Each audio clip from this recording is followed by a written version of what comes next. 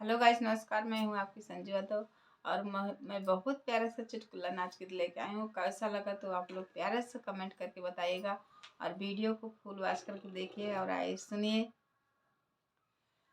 सभी करे बलमुआ बोवे हो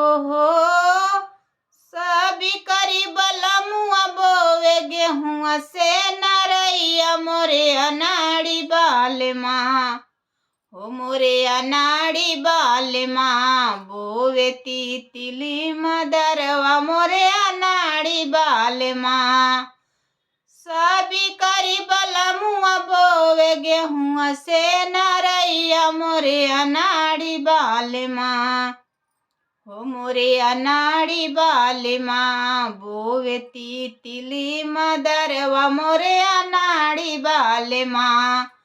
बोवे तिली मदरवा मोरे अनाड़ी बाल माँ सभी करी बलमुआ काटे हो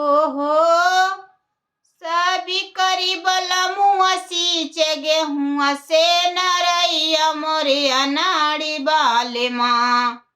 हो मोरे अनाड़ी बाल माँ सींचे तिली मदरवा मोरे अनाड़ी बाल माँ सींचे तिली मदरवा मोरे अनाड़ी बाल माँ सभी करी बलमुआ काटे हो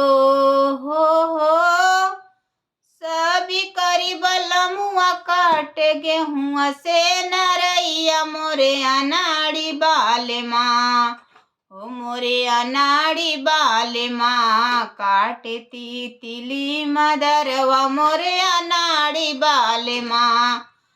काटे तिली मदरवा मोरे अनाड़ी बाल माँ सभी करी बलमुआ गोदामे हो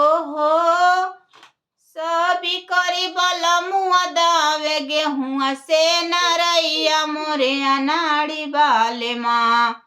हो मोरे अनाड़ी बाल माँ दावे तिली मदरवा मोरे अनाड़ी बाल माँ दावे तिली मदरवा मोरे अनाड़ी बाल माँ सभी करी बलमुआ दावे हो सभी करी बलमुआ दावे गेहुआ से नरैया मोरे अनाड़ी बाल माँ हो मोरे अनाड़ी बाल माँ दावे तिली मदरवा मोरे अनाड़ी बाल माँ